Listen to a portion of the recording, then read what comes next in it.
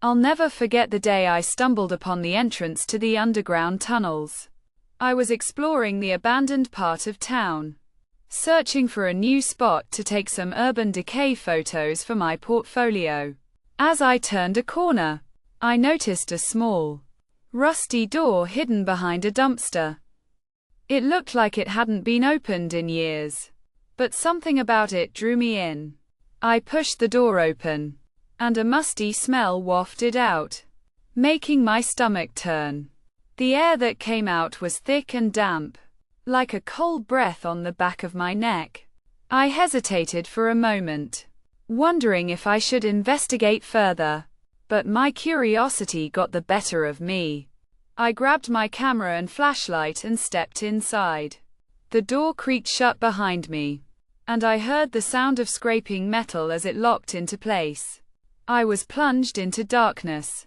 The only sound the creaking of old wooden beams and the faint hum of distant machinery. As I fumbled for my flashlight, my fingers brushed against something cold and metallic.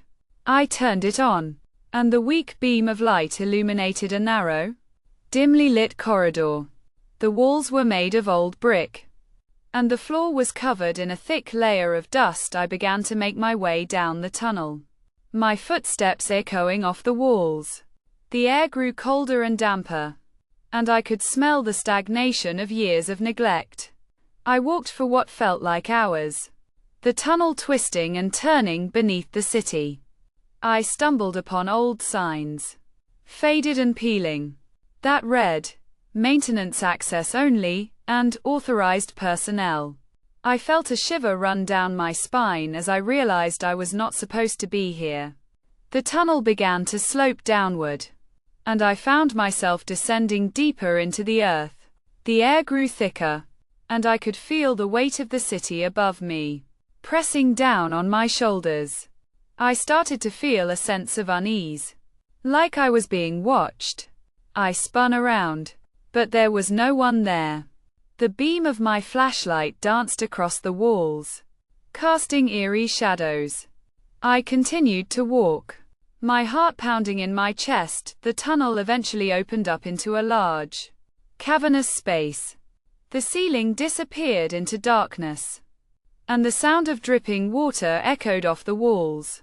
I felt tiny and insignificant, like an ant in a giant's playground. And then, I saw it, a figure, standing in the shadows. I froze. My heart stopped. The figure didn't move, didn't blink. It just stood there, watching me. I tried to raise my camera, but my hands were shaking too much.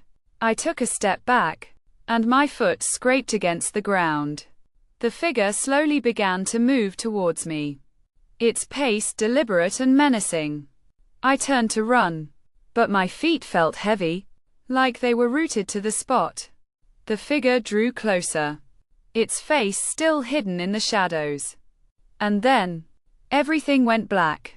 When I came to, I was lying on the floor, my head throbbing with pain. The figure was gone, but I knew I had to get out of there. I stumbled back through the tunnel, my heart racing with fear. I didn't stop until I saw the light of the city above me, and I emerged from the tunnel, gasping for air. I never went back to those tunnels, and I never told anyone what I saw. But sometimes, in the dead of night, I still feel like I'm being watched, like the figure is waiting for me, patiently, in the darkness beneath the city.